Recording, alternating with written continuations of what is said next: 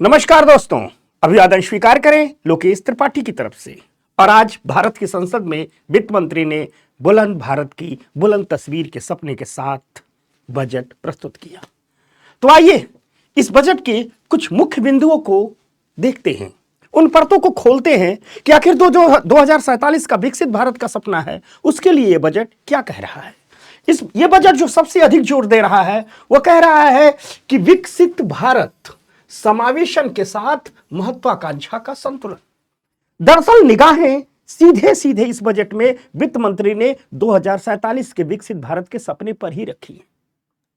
वो कह रही हैं कि हमारा सपना है कि विकसित भारत बना के रहेंगे। आजादी का 100वां साल जब हिंदुस्तान मनाएगा तो विकसित भारत के रूप में मनाएगा, विकसित हिंदुस्तान के रूप में मनाएगा।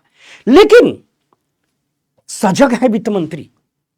वित्त मंत्री कह रही है महत्वाकांक्षाएं हैं, लेकिन इस महत्वाकांक्षाओं में हम समावेशन को संतुलित करेंगे। कहीं ऐसा ना हो विकास की लंबी दौड़ में कोई वर्ग छूट जाए, कोई क्षेत्र छूट जाए, कोई लोग छूट जाए। यानी महत्वाकांक्षाओं का समावेशन के साथ संतुलन बना के रखेंगे। यानी जो रफ्तार होगी गति की, उस गति की रफ्तार में कोई पीछे न छूटे, इस पर हम विशेष जोर देंगे। यानी महत्वाकांक्षा और सबके साथ सबके विकास को लेकर के हम आगे बढ़ेंगे। सरकार ने सबका साथ सबका विकास का नारा छोड़ा नहीं है।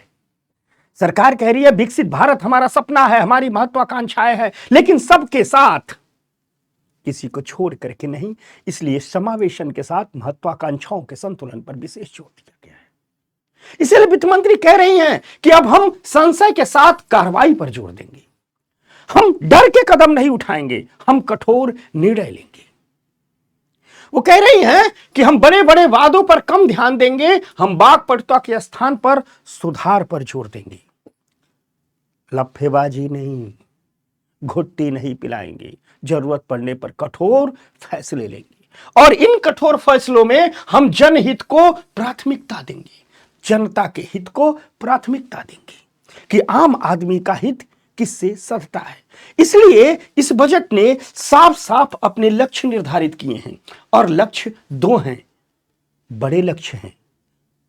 लक्ष्य क्या है कि जितने भी हमारी आकांक्षाएं हैं उनको हमें उपलब्धियों में रूपांतरित करना है। आकांक्षाओं पर बहुत बात हो गई, सपनों पर बहुत बात हो गई, अब उन्हें सच करके दिखाना है, धरातल पर उतार करके दिखाना है। यानी वित्त मंत्री कह रहे हैं कि सरकार ने अब चुनाव के समय जो जो वादे किए थे, इस कार्यकाल में उन्हें पूरा करना है। इसके अलावा एक और बात कही जाती है कि हिंदुस्तान असीम संभावनाओं का देश है, असीम क्षमताओं का देश है, सबसे अधिक युवा आबादी वाला देश है।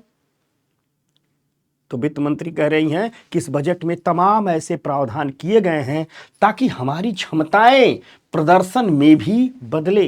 यानी सिर्फ हम क्षमताओं की ढपले बजा करके खुश ना हो, हम परफॉर्मेंस करके दिखाएं, धरातल पर अपनी क्षमताओं को वास्तविक रूप से उतार करके दिखाएं। अब ये क्षमताएं उतरेंगी कैसे? वित्त मंत्री कह रहे हैं ये क्षमताएं उतरेंगी तभी जब हम कम से कम 7% की ग्रोथ रेट को बरकरार रखें। बजट कह रहा है कि जी हम बरकरार भी रखेंगे, लेकिन बजट यही रुक नहीं रहा है। बजट उन रास्तों को भी तलाश रहा है कि आखिर इस 7% की विकास दर को हम बरकरार कैसे रखेंगे। तो वित्त मंत्री कह रही हैं कि हम ऊर्जा सुरक्षा पर काम करेंगे, हम महत्वपूर्ण आयात पर कम निर्भरता रखेंगे। आजकल खबरों की हेडलाइन क्या बन रही है कि रुपया गिरा रे अंतर्राष्ट्रीय बाजार में। लोग मीम बनाने लगे हैं कि रुपया गिरा रे अंतर्राष्ट्रीय बाजार में। ऐसी बात नहीं है, सरकार को खबर नहीं है, ऐसी बात नहीं है, बजट इस पर चिंता नहीं व्यक्त कर रहा है। लेकिन बजट एक ठोस रास्ते तलाश रहा है कि ये जो रुपये की गिरावट जारी है, इसके दूरगामी उपाय क्या लाए जाए, भविष्य में रुपये को मजबूत कैसे किया जाए। तो याद रखिएगा, अर्थशास्त्र के विद्यार्थी होने के नाते हम सब जानते हैं कि रुपये को अस्थायी मजबूती देनी है। रोज की उठा पटक से अगर उसे दूर ले जाना है तो हमें अपने आयात कम करने होंगे, निर्यात बढ़ाने होंगे। वित्त मंत्री कह रहे हैं कि जो महत्वपूर्ण आयात हैं उन पर हमें विदेशी निर्भरता कम करनी होगी, यानी देश में भी उत्पादन को बढ़ाना होगा, अर्थात बात वही आत्मनिर्भर भारत की होगी, आत्मनिर्भर भारत की होगी। वित्त मंत्री कह रहे हैं कि हमने जो पिछले बजट में आत्मनिर्भर भारत की बात की थी, उस आत्मनिर्भर भारत को हम छोड़े नहीं हैं, उस आत्मनिर्भर भारत पर हम मजबूती से खड़े हैं। हम धीरे धीरे महत्वपूर्ण आयातों पर निर्भरता को कम करेंगे। साथ साथ वित्त मंत्री कह रही हैं कि हम इंफ्रास्ट्रक्चर रिफॉर्म लाएंगे, दूरगामी अवसंरचनात्मक सुधार लाएंगे। अगली पीढ़ी की अवसंरचना का निर्माण हम शुरू करने जा रहे हैं। पहले से जो अवसंरचना चल रही है उस पर तो जोर देंगे ही, यानी भारतमाला चलेगी, सागरमाला चलेगी, इन पर फंड भी बढ़ाया गया है। इसके अलावा हम अगली पीढ़ी की अवसंरचना की बात कर रहे हैं, जैसे अभी आगे मैं बताऊंगा, हाई स्पीड ट्रेनों की संख्या बढ़ाई गई है, उस पर महत्वपूर्ण घोषणा की गई है।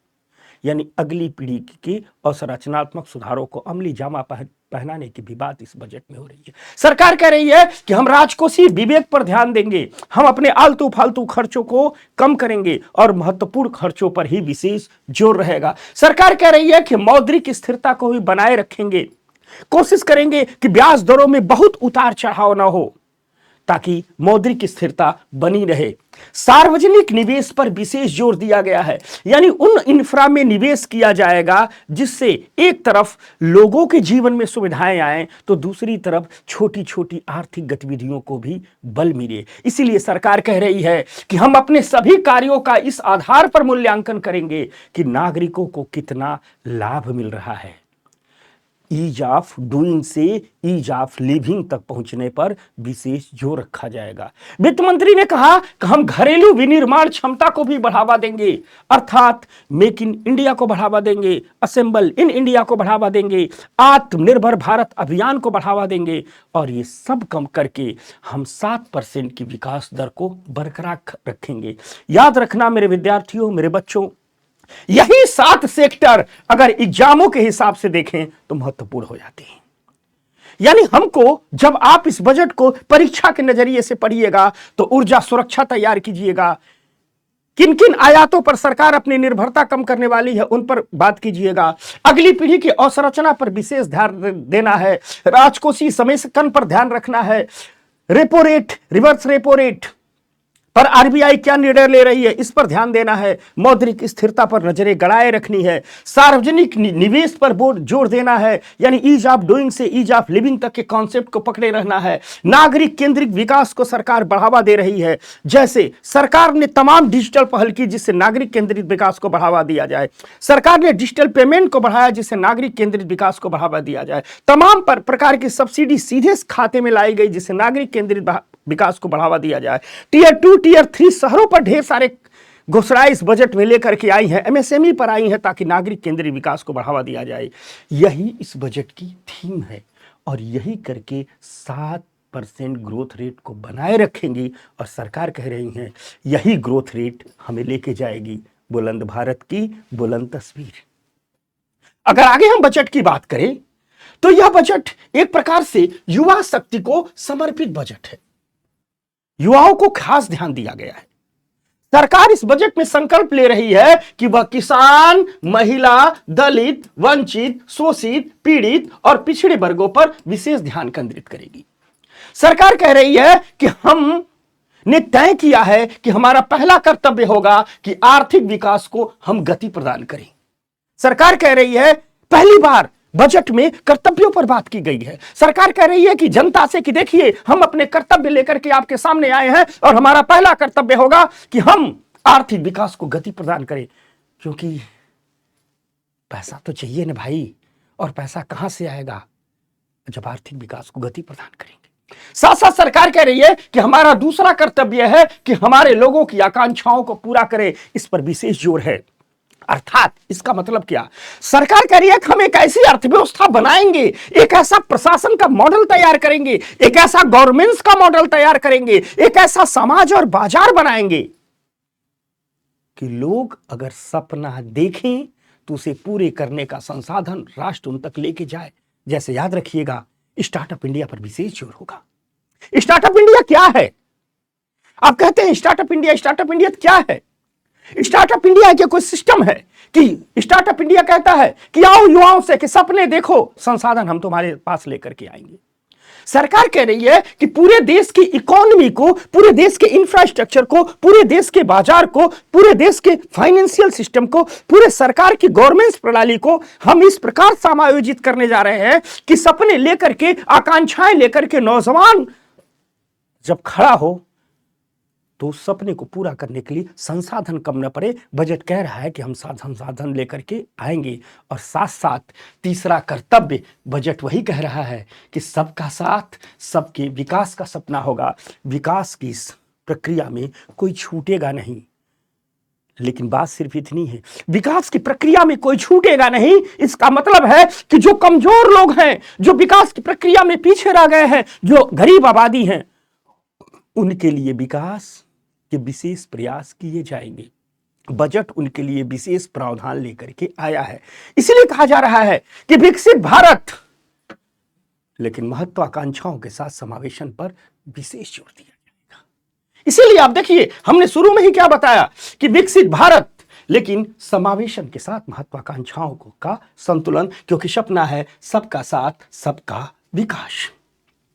अगर हम इस बजट में एक बात, एक क्षेत्र पर देखें तो बजट कह रहा है कि हमने भारत में एक सुधार एक्सप्रेस को चला दिया है।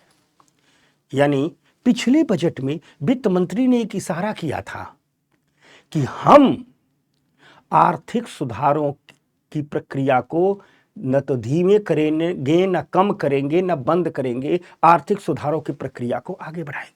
कई लोगों ने सवाल उठाया था कि जब 400 का पार का नारा पूरा नहीं हुआ था तो कई लोगों ने सवाल उठाया था, अर्थशास्त्रियों ने सवाल उठाया था, चिंतकों ने सवाल उठाया था कि क्या इंडिया अपने इकोनॉमिक रिफॉर्म को गति दे पाएगा।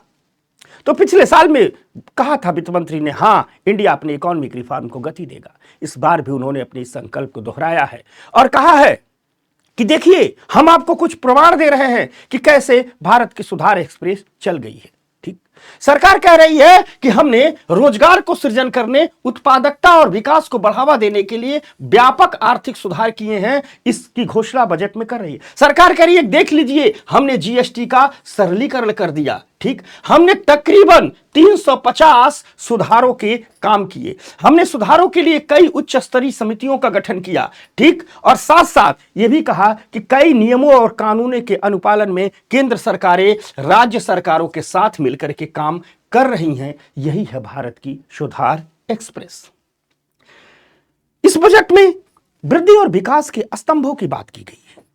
बजट कह रहा है कि हम एक तरफ आर्थिक वृद्धि को बनाए रखेंगे, दूसरी तरफ विकास की बुनियाद को मजबूत करेंगे, तीसरी तरफ हम विकास को जन केंद्रित विकास बनाएंगे, एक एक आदमी तक विकास को ले जाएंगे, चौथी बात, विश्वास आधारित शासन व्यवस्था को बढ़ावा देंगे, अर्थात पारदर्शी शासन व्यवस्था को बढ़ावा देंगे, शासन में पारदर्शिता को बढ़ावा देंगे। इसका मतलब शासन में, गवर्नेंस में डिजिटलाइजेशन को बढ़ावा देंगे। सरकार कह रही है कि हम व्यापार सुगमता पर काम कर रहे हैं, लेकिन हम व्यापार सुगमता को जीवन की सुगमता तक ले भी जाएंगे। 2-4-5 साल पहले का हमारे प्रधानमंत्री का एक नारा था, ईज ऑफ डूइंग पर रुकना नहीं है, इसे ईज ऑफ लिविंग तक ले जाना है।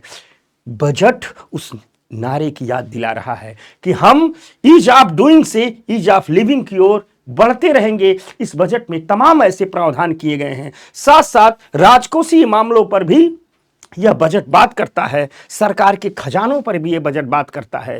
क्योंकि साथ अभी हमने जब पीछे कुछ लक्ष्यों की बात की थी, हमने जब पीछे कुछ उद्देश्यों की बात की थी तो हमने कहा था राजकोषीय विवेक पर भी विशेष फोकस रहेगा। यानी सरकार अपने खर्चों को बहुत सोच समझ के करने जा रही है। सरकार कई प्रकार के उन खर्चों पर रोक लगाने जा रही है जिनसे पर्याप्त लाभ नहीं मिल पा रहा है। तो कई ऐसी चीजें हैं जहां खर्च कम हुए हैं, लाभ अधिक मिला है, तो क्षेत्रों में खर्चों को बढ़ाने जा रही है। बजट इसी की बात कर रहा है।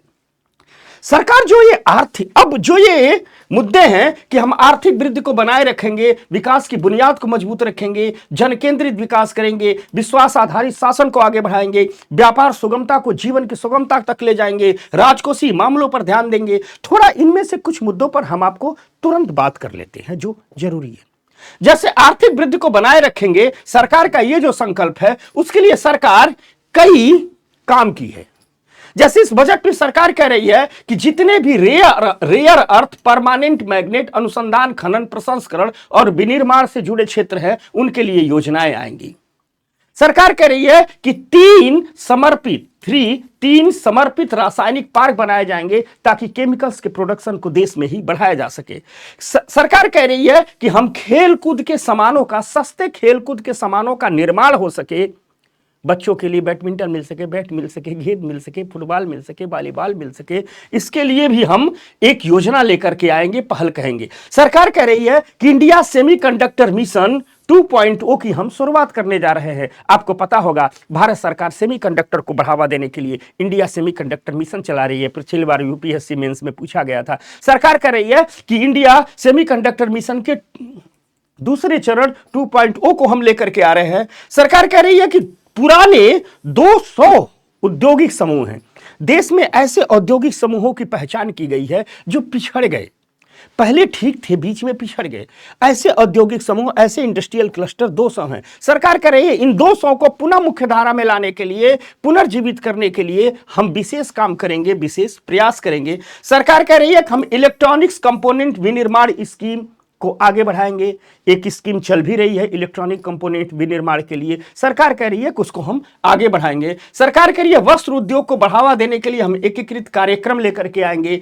कंटेनर विनिर्माण की स्कीम को हम बढ़ावा देंगे ताकि हमारी शिपिंग इंडस्ट्री आगे बढ़ पड़े। ठीक, सरकार कह रही है सीपीएससी में हाईटेक टूल रूम्स बढ़ाए जाएंगे। हम बायो फार्मा शक्ति पर काम करेंगे ताकि भारत की बायो फार्मा इंडस्ट्री को काफी आगे बढ़ाया जा सके। सरकार यह भी कह रही है कि जितनी भी उच्च मूल्य और हाई टेक्नोलॉजी से जुड़े हुए कंपोनेंट हैं, उनको भी हम अगर मजबूत नहीं करेंगे तो हमारी घरेलू विनिर्माण क्षमताएं मजबूत नहीं होगी। सरकार कह रही है कि अपनी घरेलू विनिर्माण क्षमताओं को मजबूत करने के लिए हम नई योजनाएं लेकर के आएंगे और पुरानी योजनाएं जो बेहतर परफॉर्मेंस की हैं उनके लिए बजट आवंटन बढ़ाएंगे और इस प्रकार हम आर्थिक वृद्धि को बनाए रखेंगे। जो पिछली वृद्धि है उसको तो बनाए रखेंगे, अगली वृद्धि को भी और आगे ले जाएंगे। साथ साथ एमएसएमई पर इस बजट में विशेष जोर दिया गया है। सरकार कह रही है कि हम एमएसएमई को अर्थव्यवस्था के चैंपियंस के रूप में विकसित करेंगे, यानी एमएसएमई हमारा अर्थव्यवस्था में एक ड्रीविंग शक्ति होगा और इसके लिए त्रिआयामी दृष्टिकोण की बात की गई है, यानी 3 नजरिए से एमएसएमई को अर्थव्यवस्था का चैंपियन हमें बनाना है। पहला काम किया गया है कि एमएसएमई के लिए इक्विटी सहायता दी जाएगी, अर्थात जो लोग एमएसएमई की स्थापना करना चाहते हैं उन्हें सरकार एमएसएमई की स्थापना के लिए पैसा देगी, पूंजी देगी। इसके लिए सरकार कह रही है कि हम तकरीबन 10,000 करोड़ रुपए खर्च करके एमएसएमई विकास निधि बनाएंगे।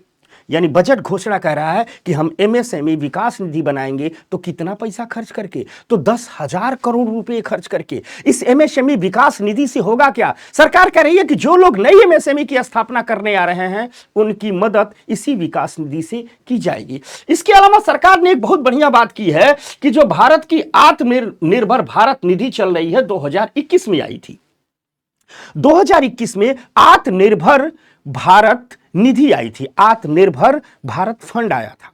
ठीक, यह विशेष करके एमएसएमई के विकास को समर्पित था। सरकार ने इस बजट में उस आत्मनिर्भर विकास निधि को 2,000 करोड़ रुपए का टॉपअप दिया है, यानी इस आत्मनिर्भर भारत निधि को 2,000 करोड़ रुपए उपलब्ध कराए हैं। अर्थात एमएसएमई को इक्विटी सहायता, यानी एमएसएमई को पूंजी सहायता, अर्थात सरल भाषा में कहें नई एमएसएमई लगाने के लिए उद्यमियों की सरकार सीधे पैसे से मदद कर रही है, उनके पॉकेट में पैसा डाल के मदद कर रही है। इसके लिए 10,000 करोड़ की एमएसएमई डेवलपमेंट फंड बनाया गया है। तो दूसरी तरफ जो पुराना आत्मनिर्भर भारत निधि 2021 के चल रही थी उसको भी 2,000 करोड़ का टॉपअप दिया गया है, यानी इस बजट में 2,000 करोड़ रुपए उसको प्रदान किए गए हैं। उद्योग में जब एमएसएमई पढ़िएगा तो इन स्कीम को याद कर लीजिएगा। इसके साथ साथ एक बड़ी मजेदार बात कही गई है, पेशेवर सहायता। आप कहोगे गुरुजी ये क्या है? दरअसल हुआ क्या कि देखा गया है कि भारत के टीयर 2 और टीयर 3 शहर थोड़ा एमएसएमई से पिछड़ रहे हैं। कई समितियां बनी कि आखिर टीयर 2 और टीयर 3 शहर पिछड़ क्यों रहे हैं। तो बात यह हुई कि जो लोग नई एमएसएमई स्थापित करना चाहते हैं, ढेर सारी सूचनाएं, ढेर सारी सलाह का उनके पास अभाव है। तो सरकार कह रही है कि हम इस आत्मनिर्भर इस एमएसएमई विकास निधि से फंड तो दे देंगे, हम आत्मनिर्भर भारत निधि से फंड तो दे देंगे, लेकिन इस फंड के अलावा उनको ढेर सारी योजनाओं की जानकारी होनी चाहिए, ढेर सारी सलाह की जानकारी होनी चाहिए, ढेर सारी रणनीति की जानकारी होनी चाहिए। नए पेशेवरों के पास ये नहीं होती है, विशेष करके टीयर 2 और टीयर 3 शहरों में। तो सरकार एक बहुत बढ़िया पहल लेकर के आई है, मुझे बहुत अच्छा लग रहा है। एक लेकर के आई है कारपोरेट मित्र। क्या लेकर के आई है? कारपोरेट मित्र। या कारपोरेट मित्र की नियुक्ति की जाएगी विशेष करके टीयर 2 और टीयर 3 शहरों में। यह बजट कह रहा है यह कारपोरेट मित्र टीयर 2 और टीयर 3 शहरों में सरकार की ओर तरफ से नियुक्त किए जाएंगे, और जो लोग नई एमएसएमई की स्थापना करेंगे उन नए लोगों को ये कारपोरेट मित्र मदद करेंगे, जो उनकी जरूरत रहेगी उसके हिसाब से मदद करेंगे। उनको सरकारी योजनाओं का लाभ दिलवाएंगे, उनको सलाह दिलवाएंगे, उनके लिए विज्ञापन में मदद करेंगे, उनके लिए बाजार तलाशने में मदद करेंगे। ये तमाम प्रकार की मदद ये कारपोरेट मित्र करेंगे। साथ साथ ट्रेड्स प्लेटफॉर्म की मदद से एमएसएमई को नकदी सहायता देने की भी घोषणा इस बजट में की गई है। इसके अलावा एक बात और कही गई है कि जो कुरियर निर्यात पर प्रति खेप 10 लाख रुपए की जो वर्तमान मूल्य सीमा थी कि एक बार कुरियर निर्यात कर सकते हैं, एक खेप में 10 लाख रुपए तक का ही कर सकते हैं, इसकी सीमा को इस बजट में हटा दिया गया है। एमएसएमई के पंख खोल दिए गए हैं कि जाइए जी भर के उड़ लीजिए। बीच में लगता था 1-2 साल के बजट देखने से क्या भारत अपने सेवा क्षेत्र को भूल तो नहीं रहा है? तो जी नहीं, भूला नहीं। इस बजट ने सेवा क्षेत्र पर पुनः जोर दिया है। ठीक, और इसके लिए सरकार कह रही है कि हम शिक्षा से रोजगार और उद्यम से जुड़ी अस्थाई समिति की स्थापना करेंगे। दरअसल है क्या, समझना एक बात को, एक तरफ हमारे जो उद्यम हैं वे बेहतर मानव संसाधन की कमी से जूझ रहे हैं, और दूसरी तरफ हमारे उच्च शिक्षित लोग बेरोजगार भी हैं। दोनों तस्वीरें एक साथ हैं। आज के भारत की दो तस्वीरें। सबसे ज्यादा बेरोजगारी कहां है? उच्च शिक्षा में, हायर एजुकेशन में। एक तस्वीर यह है। दूसरी तस्वीर यह है कि जितने हमारे उद्यम हैं वो उच्च स्तरीय मानव संसाधन की कमी से जूझ रहे हैं। आधुनिक अर्थव्यवस्था का इसे पैराडॉक्स कहा जा रहा है। यानी एक तरफ अधिक पढ़े लिखे लोग बेरोजगार हैं, तो दूसरी तरफ हमारे उद्योग अधिक पढ़े लिखों, अधिक योग्य लोगों की कमी से जूझ रहे हैं। इसका समाधान क्या निकाला जाए? तो सरकार कह रही है कि शिक्षा से रोजगार और उद्यम की अस्थाई समिति को स्थापना करेंगे। यह समिति उन रास्तों को तलाशेगी कि कैसे हमारे विश्वविद्यालयों को उद्यमों से जोड़ा जाए, हमारे उच्च शिक्षा प्राप्त लोगों की सेवाएं उद्यमों को कैसे उपलब्ध कराई जाए। इसके अलावा स्वास्थ्य पर भी जोर दिया गया है। सरकार कह रही है कि 10 नए संस्थानों का उन्नयन किया जाएगा और कुछ संस्थानों की स्थापना की जाएगी, ताकि स्वास्थ्य क्षेत्र में नए पेशेवर हमें मिल सके। इसके अलावा अगर हम देखभाल अर्थव्यवस्था की बात करें तो 1.5 लाख महिलाओं को देखभाल अर्थव्यवस्था में प्रशिक्षित करने के लिए सरकार कह रही है हम कार्यक्रम की शुरुआत इस साल करेंगे। लक्ष्य है कि इस साल एक नया कार्यक्रम लेकर के आएंगे और भारत में 1.5 लाख महिलाओं को हम देखभाल अर्थव्यवस्था से जोड़ने के लिए स्किल्ड करेंगे। इसके साथ साथ 2 चिकित्सा पर्यटन बढ़ा की बात हो रही है। अगर देखा जाए तो भारत चिकित्सा पर्यटन का उभरता हुआ क्षेत्र है। भारत में चिकित्सा यूरोप की देश की तुलना में अमेरिका के देशों में काफी सस्ती है। विशेष करके खाड़ी देशों के लिए तो डेस्टिनेशन पॉइंट बन गया है चिकित्सा पर्यटन। तो सरकार कह रही है कि हम प्राइवेट सेक्टर के साथ भागीदारी करेंगे और 5 केंद्रों की स्थापना की जाएगी। 5 केंद्रों की, यानी चिकित्सा पर्यटन को बढ़ावा देने के लिए कितने केंद्र बनाए जाएंगे? 5 केंद्र बनाए जाएंगे। और यह कैसे बनेगा? तो यह गवर्नमेंट, ठीक, और प्राइवेट सेक्टर दोनों मिल करके बनाएंगे। तो गवर्नमेंट और प्राइवेट सेक्टर मिल करके 5 चिकित्सा केंद्र बनाएंगे, जिससे भारत अपने चिकित्सा पर्यटन को नई ऊंचाइयां देगा। ठीक, आयुष पर भी सरकार ने काफी घोषणाएं की है। सरकार ने कहा है कि आयुष के क्षेत्र में हम बेहतर प्रयोगशालाओं की स्थापना करेंगे, पुरानी प्रयोगशालाओं का उन्नयन करेंगे, ताकि हम अपने आयुष क्षेत्र में विदेशी निर्यात को बढ़ावा दे सके। ठीक। साथ साथ सरकार कह रही है कि हम 15,000 माध्यमिक विद्यालयों और 500 महाविद्यालयों में कंटेंट क्रिएटर प्रयोगशालाओं की स्थापना करेंगे। याद कीजिए, ऑरेंज इकोनॉमी, प्रधानमंत्री ने अपने भाषण में ऑरेंज इकोनॉमी का जोर दिया था। फिक्की का एक समारोह था जिसमें प्रधानमंत्री ने कहा था कि भारत के भविष्य का एक बहुत बड़ा निर्धारक होगी ऑरेंज इकोनॉमी। ऑरेंज इकोनॉमी में जो सबसे बड़ी डिमांड हो रही है इसमें कंटेंट क्रिएटर की, तो सरकार कह रही है कि कंटेंट क्रिएटर कैसे बेहतर तैयार किया जाए, मिल ही नहीं रहे हैं। तो सरकार कह रही है कि यह बजट कह रहा है, वित्त मंत्री कह रही है कि देश के 15,000 माध्यमिक विद्यालयों में, कितने, 15,000 माध्यमिक विद्यालयों में और 500 महाविद्यालयों में हम ऐसे ट्रेनिंग सेंटर की स्थापना करेंगे जो हमारे लिए कंटेंट क्रिएटर को स्किल करेंगे, यानी देश के लिए कंटेंट क्रिएटर तैयार करेंगे और यही कंटेंट क्रिएटर हमारी ऑरेंज इकोनॉमी को बढ़ावा देंगे। साथ साथ एक बात और कही गई है, डिजाइन पर भी थोड़ा सा वित्त मंत्री ने ध्यान दिया है। वित्त मंत्री कह रही हैं कि हम भारत के पूर्वी उत्तर पूर्वी क्षेत्र में, नॉर्थ ईस्ट में हम नए राष्ट्रीय डिजाइन संस्थान की स्थापना करेंगे। घोषणा बड़ी है, कह रही है वित्त मंत्री कि हम उत्तर पूर्व में, नॉर्थ ईस्ट में राष्ट्रीय डिजाइन संस्थान की स्थापना करेंगे ताकि डिजाइन को आगे बढ़ावा जा सके। इसके अलावा खेल कूद पर भी ध्यान दिया गया है। वित्त मंत्री कह रहे हैं कि जो हमारा खेलो इंडिया मिशन चल रहा है, ठीक, इसके तहत हम खेल कूद संबंधी अवसंरचना के विकास के लिए नए फंड जारी करेंगे ताकि देश में खेल कूद से जुड़े इंफ्रास्ट्रक्चर को बढ़ावा दिया जाए और खेल कूद जुड़ी अवसंरचना को आगे ले जाया जाए। बात इन पर तो हो गई, बात वित्तीय क्षेत्रों पर भी करनी जरूरी है। इस बजट में वित्तीय क्षेत्र पर काफी पैनी निगाह डाली गई है। कह रहे हैं, वित्त मंत्री कह रहे हैं कि भैया विकसित भारत की यात्रा विकसित बैंकों के बिना संभव नहीं है। और सच में कहा जाए तो हमारा बैंकिंग सिस्टम, विशेष करके जो हमारे पब्लिक सेक्टर्स के बैंक हैं, ये इनमें कमियां हैं।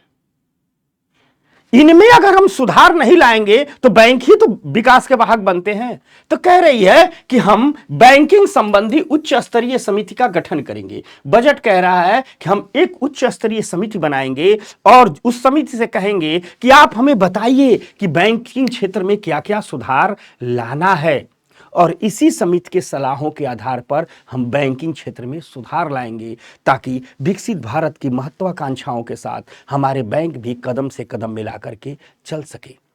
वित्तीय क्षेत्र में एक बड़ी मजेदार छोटी सी ही बात है लेकिन बड़ी मजेदार है।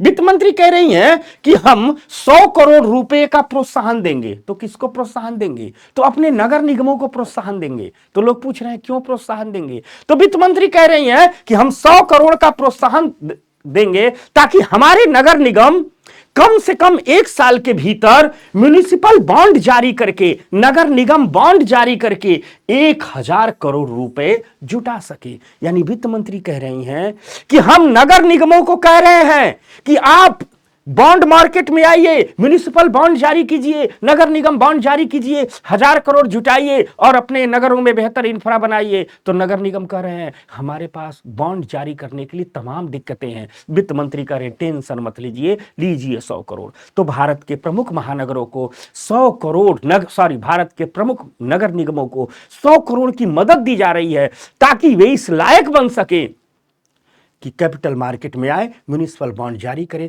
और कम से कम 1,000 करोड़ रुपए जुटा सके।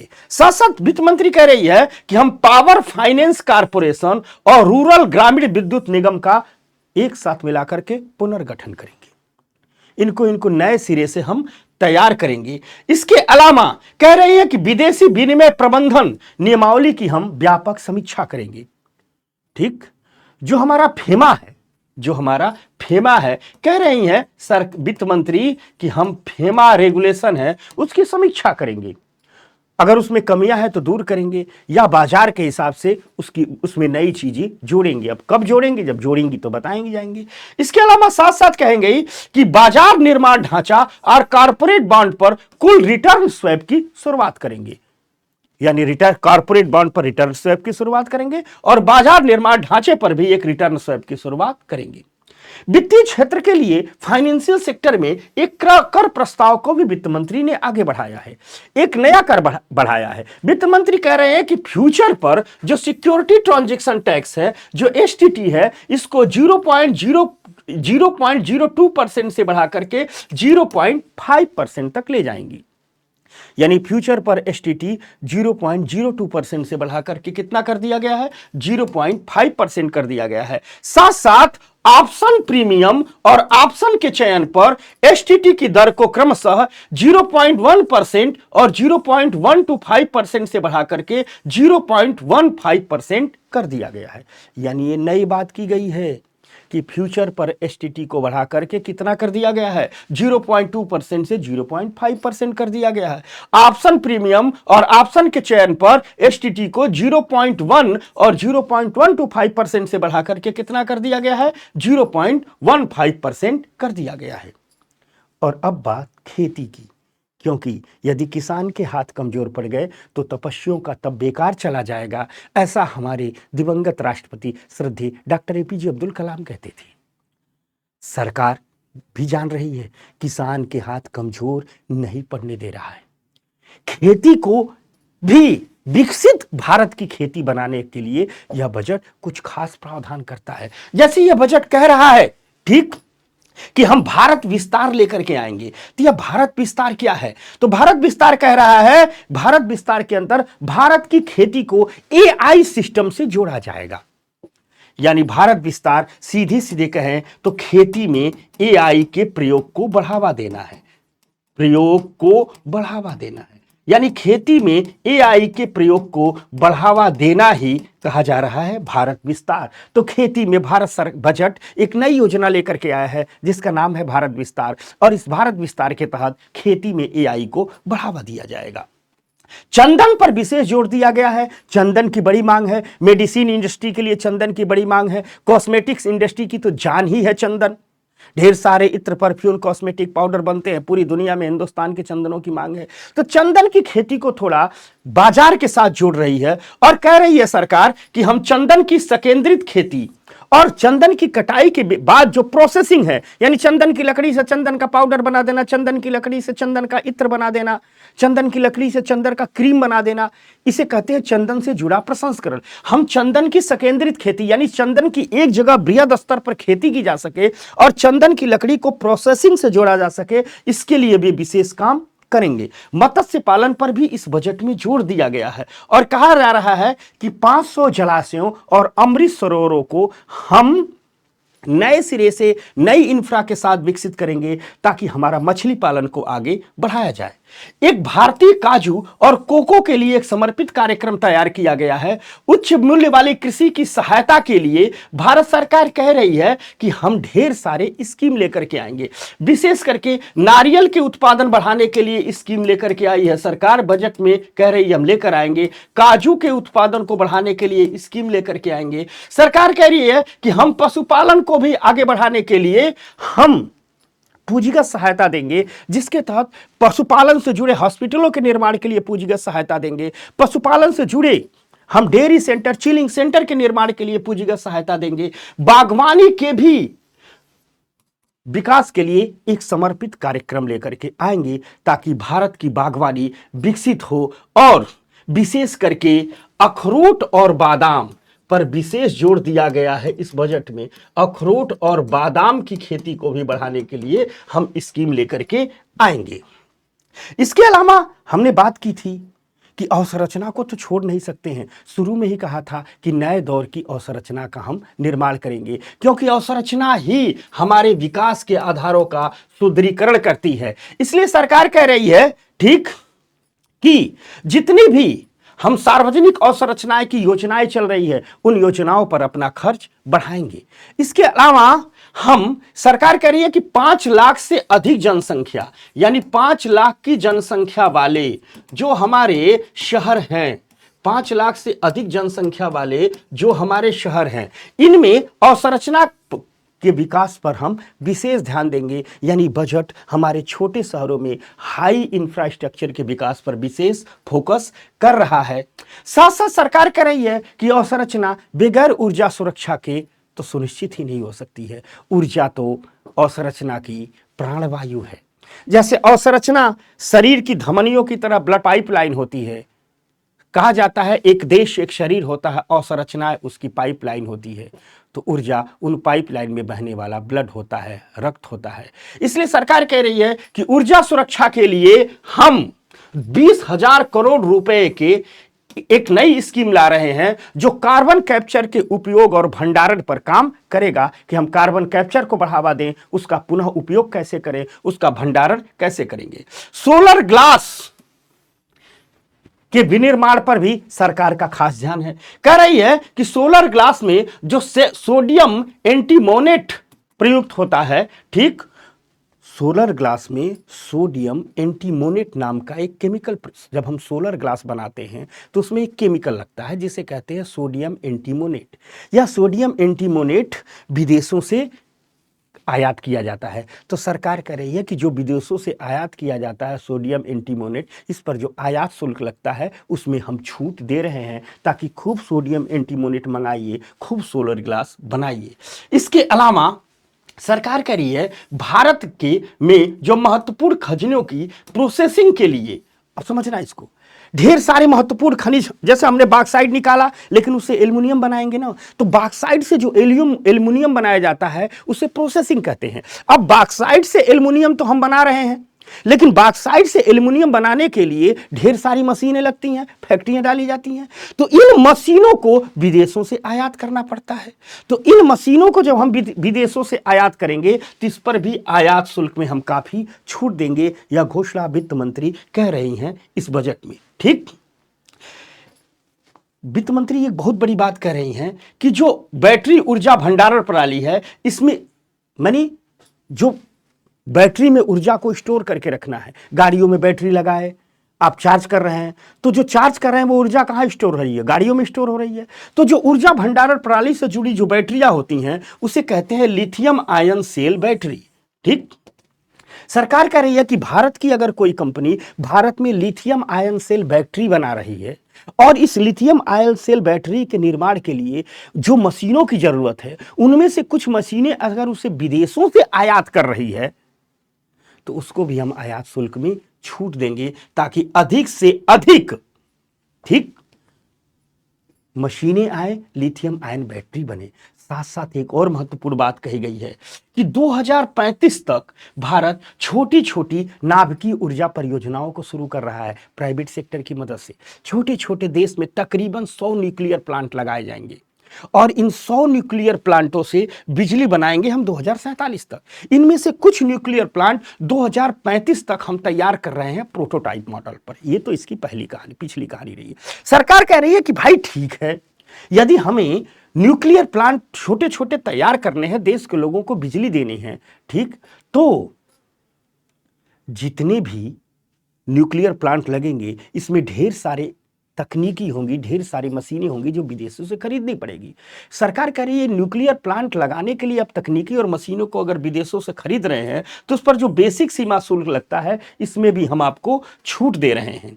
इसके अलावा बायोगैस मिश्री, ठीक, जो सीएनजी है, इसका जब आयात किया जाएगा तो इसमें भी केंद्रीय उत्पाद शुल्क में सरकार कर रही है हम भारी छूट देने जा रहे हैं और इस प्रकार ऊर्जा सुरक्षा को सुनिश्चित कर रही है। इसके अलावा साथ साथ शहरीकरण, शहरी आर्थिक क्षेत्र पर यह बजट बात करता है। यानी एक तरफ शहरीकरण हो रहा है तो दूसरी तरफ सरकार कह रही है कि हम बड़े शहरों के साथ साथ ही पास पास पड़ोस में ही आर्थिक क्षेत्रों का विकास करें ताकि उन शहरों की बड़ी आबादी को उन्हीं आर्थिक क्षेत्रों में रोजगार भी मिल जाए, साथ साथ उन्हीं आर्थिक क्षेत्रों की बनी वस्तुएं उस शहरों में सप्लाई किया जाए ताकि ट्रांसपोर्टेशन खर्च घटे और वस्तुएं महंगी न हो। इसके लिए सरकार कह रही है कि हम सामूहिक आर्थिक शक्ति प्रदान करने के लिए शहरों की क्षमता को बढ़ाएंगे। ठीक, हम टीयर 2 और टीयर 3 शहरों तथा तीर्थ आध्यात्मिक शहरों पर विशेष फोकस करेंगे। इसके अलावा हमने शुरू में ही बात कहा था कि नई पीढ़ी की अवसंरचना, 21वीं शताब्दी की अवसंरचना, विकसित भारत खटखट करने वाली, छुक छुक करने वाली ट्रेनों से नहीं चलेगा। विकसित भारत साए साए हाई स्पीड से सीटी मारते हुए दौड़ते हुए बुलेट ट्रेनों से चलेगा। इसलिए सरकार कह रही है कि हम 7 बड़े शहरों के बीच हाई स्पीड रेल कॉरिडोर बनाएंगे, बुलेट ट्रेन बनाएंगे। ये कौन कौन शहर होंगे? तो मुंबई पुणे होगा, ठीक, पुणे हैदराबाद होगा, हैदराबाद बेंगलुरु होगा, हैदराबाद चेन्नई होगा, चेन्नई बेंगलुरु होगा, दिल्ली वाराणसी होगी, वाराणसी सिलीगुड़ी होगी।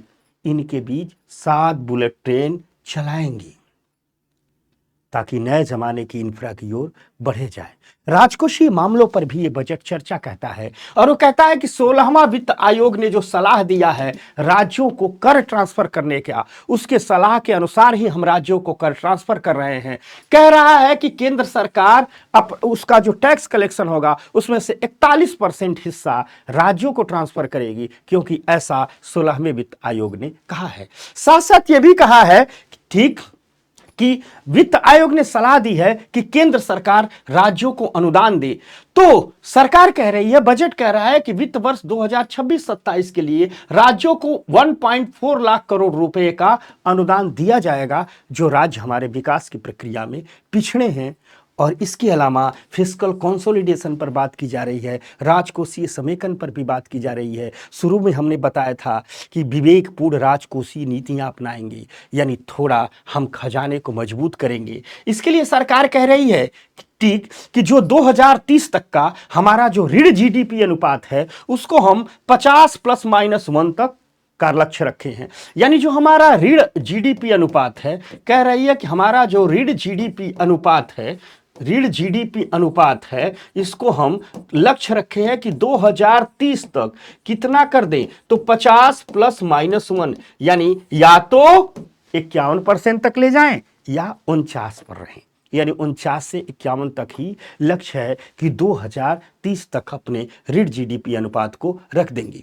साथ साथ यह भी सरकार कह रही है कि 2025-26 में जो ऋण जीडीपी अनुपात 56.1% था, ठीक, उसे हम वित्त वर्ष 2026-27 यानी अगले वर्ष में हम 55.6% पर ले आ रहे हैं। यानी इस बजट का अनुमान है कि इस वित्त वर्ष में, जो आने वाला वित्त वर्ष है, हमारा ऋण जीडीपी अनुपात 55.6% रहेगा। राजकोषीय घाटे को भी कम करने की बात सरकार कह रही है। सरकार कह रही है कि 2025-26 में हमारा राजकोषीय घाटा जीडीपी के 4%, यानी हमारा जो फिस्कल डेफिसिट है वो जीडीपी के 4% पर रहने का, 4.4% पर रहने का अनुमान है। वो कब? तो वित्त वर्ष 2025-26 में। वही सरकार कह रही है कि हम प्रयास करेंगे कि फाइनेंशियल ईयर 2026-27 में, सरकार कह रही है कि जो फाइनेंशियल ईयर 2026-27 होगा उसमें हम जो राजकोषीय घाटा होगा, जो हमारा फिस्कल डेफिसिट होगा, उस फिस्कल डेफिसिट को हम जीडीपी के 4.3% पर रखेंगे। यानी वर्तमान में हमारा राजकोषीय घाटा जीडीपी के 4.4% रहने का अनुमान है। तो सरकार कह रही है अगले साल हम इसको 4.3% तक ले आएंगे। तो यही कुछ मोटी बातें हैं, यही कुछ मुख्य बातें हैं इस बजट की, यही की पॉइंट है और यही इस बजट की प्रेरक शक्ति है। और इन्हीं प्रावधानों के माध्यम से, इन्हीं प्रेरित शक्तियों के माध्यम से हम 2047 के विकसित भारत की यात्रा करेंगे, जिसमें जोर होगा महत्वाकांक्षाओं के साथ समावेशन पर संतुलित करना। सरकार अधिकारों से कर्तव्यों की ओर बढ़ रही है और सबसे जो सभी कर्तव्यों का निष्कर्ष है, जो हमने तीसरा कर्तव्य बताया था, वो है सबका साथ सबका विकास। तो दोस्तों, यही रही आज के बजट की मुख्य बातें आपके हिसाब से। तो ध्यान से देखिएगा, पढ़िएगा, समझिएगा और जरूर हमसे बताइएगा कैसा लगा। तो अभिवादन स्वीकार करें लोकेश त्रिपाठी की तरफ से। नमस्कार, जय हिंद।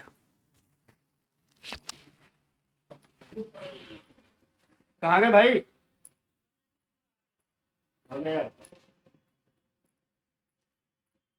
सही हो गया क्या? हाँ।